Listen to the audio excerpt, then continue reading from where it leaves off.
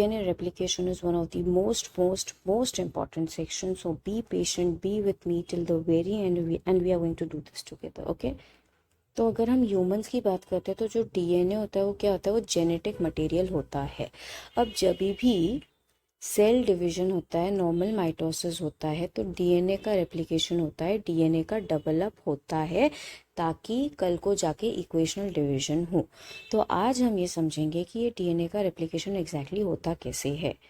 देखो गाइस, सबसे पहली बात तो ये डीएनए क्या है, एक डबल स्ट्रैंडेड स्ट्रक्चर है, एक हेलिकल स्ट्रक्चर है। अगर आपको डीएनए का पूरा स्ट्रक्चर समझना है तो मैंने उस पर भी एक वीडियो बना रखा है, you can go back and you can scroll and search and find it out. Okay, और उस वीडियो में हमने ये भी समझा है कि डीएनए एंटी पैरेलल क्यों है, वो पैरेलल स्ट्रक्चर क्यों नहीं है। सो राइट नाउ वी नो कि डीएनए एक डबल स्ट्रैंडेड स्ट्रक्चर है और वो एंटी पैरेलल इन नेचर है। तो अगर उसकी फर्स्ट स्ट्रैंड 3' is to 5' है तो उसकी जो सेकेंड स्ट्रैंड है it is going to be 5' is to 3'। ठीक है, तो अब होता क्या है कि जब डीएनए का रेप्लिकेशन होता है, यानी यहाँ पे डीएनए डबल अप होता है, तो वो सेमी कंजर्वेटिव वे में होता है। यानी जब कल को एक नया डीएनए बनेगा, उसका एक स्ट्रैंड जो रहेगा वो पेरेंटल डीएनए रहेगा और उसका एक स्ट्रैंड जो रहेगा वो न्यू डॉटर डीएनए रहेगा। तो यहाँ पे हुआ क्या, आधा पुराना है आधा नया है, तो पुराने वाले को हमने कंजर्व किया है, क्या पूरा कंजर्व किया है, नहीं, उसको आधा कंजर्व किया है। Therefore DNA replication is called as semi conservative nature. ठीक है, आज के सेशन में हम पूरा डीएनए रेप्लिकेशन नहीं देख रहे, हम लोग क्या देख रहे हैं, एक बेसिक इंट्रोडक्शन देख रहे हैं, हम एक बेस बना रहे हैं ताकि हमारे लिए पूरी प्रोसेस समझना आसान हो।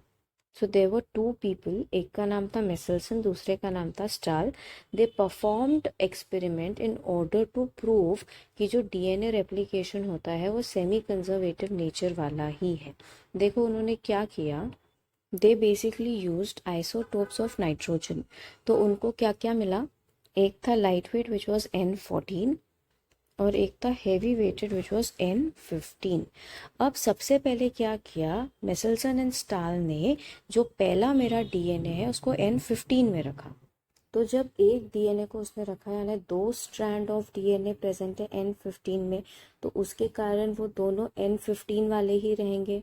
अब उसने क्या किया, ये डीएनए को उठा के मीडियम इसका चेंज कर दिया और उसको डाल दिया N14 में।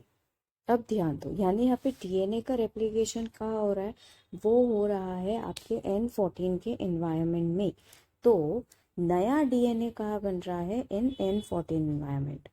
तो एक डीएनए से दो डीएनए बन गए, यानी दो स्ट्रैंड ऑफ डीएनए से चार स्ट्रैंड ऑफ डीएनए बन गए। अब देखो N15 में जो डीएनए बने थे वो जिंदगी भर N15 वाले ही रहेंगे, लेकिन जो वो डॉटर डीएनए बनाएंगे, न्यू डीएनए बनाएंगे, वो उन्होंने N14 के इन्वायरमेंट में बना। तो जो डॉटर डीएनए, इसलिए मैंने उनको रेड में बनाया, red colour indicates N14 environment, green colour indicates N15 environment. यानी सीधे सीधे दिख रहा है क्या हो रहा है, semi conservative nature of DNA replication हो रहा है, जहाँ पे एक पेरेंटल स्ट्रैंड है और एक डॉटर स्ट्रैंड है। अब तुरंत मेसेल्सन एंड स्टाल ने उसको ये इन्वायरमेंट से नहीं निकाला और बोला कि एक और बार डीएनए रेप्लिकेशन यहीं पे होने दो। तो कल को जब डीएनए रेप्लिकेशन वापस होगा, ये चारों ही स्ट्रैंड क्या करेंगे, ये पेरेंटल डीएनए जैसे काम करेंगे और सब सेपरेट हो जाएंगे। तो ये चारों हो गए सेपरेट, और इनके आगे क्या लग जाएंगे, इनके आगे लग जाएंगे एक एक डॉटर डीएनए, ताकि नए 4 डीएनए बने। लेकिन वो चारों डॉटर डीएनए बने कहाँ, N14 एनवायरनमेंट में ही बने, यानी सारे नए स्ट्रैंड्स N14 के रहेंगे, यानी सबके आगे मैं रेड कलर करूंगी।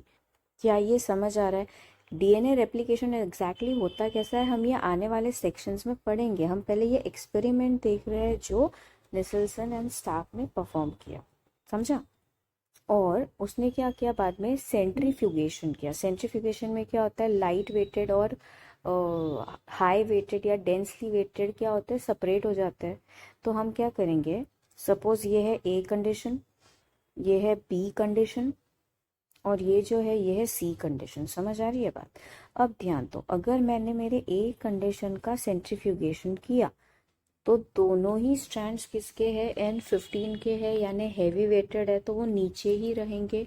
तो आपको ये कंडीशन मिलेगी, समझ आ रहा है। धीरे धीरे आप आखिरी तक बने रहो, आपको सब समझ आएगा। अब क्या होगी, अब आपकी बी कंडीशन आएगी। अब बी कंडीशन में क्या हो रहा है, 50-50 हो रहा है। आपको दो ग्रीन स्ट्रैंड दिख रहे हैं और आपको दो रेड स्ट्रैंड दिख रहे हैं, यानी दो N15 वाले दो N14 वाले हैं। तो यहाँ पे क्या हो रहा है, दोनों ही आपको इक्वल मिल रहे हैं। क्या ये बात समझ आ रही है? लेकिन अगर आप कंडीशन सी पे जाओ तो यहाँ पे क्या है, ग्रीन स्ट्रैंड्स दो ही मेंटेन्ड है, क्योंकि अब N15 में कोई डीएनए का रेप्लिकेशन नहीं हो रहा है तो वो दो ही है। लेकिन रेड स्ट्रैंड्स कितनी हो गई, बहुत सारी, पूरे 6 हो गए। यानी मोटा बैंड किसका आएगा, रेड स्ट्रैंड का। लेकिन रेड स्ट्रैंड क्या है, N14 है, और ग्रीन स्ट्रैंड क्या है, 2 है, यानी उसका मिलेगा पतला बैंड। समझ आ रही है बात? तो हम क्या कर रहे हैं, हम सेंट्रीफ्यूगेशन कर रहे हैं। सेंट्रीफ्यूगेशन से होता क्या है, डिपेंडिंग ऑन द वेट वो अलग अलग होते हैं। सो मेसेल्सन एंड स्टाल ने क्या किया, वेट को यूज करके सेंट्रीफ्यूगेशन करके ये एग्जैक्टली प्रूव करके दिखाया that yes, DNA replication is a semi conservative type of replication. तो ये एग्जैक्टली क्या होता है, ये लेफ्ट साइड में जो मैंने डायग्राम्स बना रखे हैं वो एग्जैक्टली क्या है, हम ये हमारे नेक्स्ट सेशन में पढ़ेंगे। सो कम बैक सून।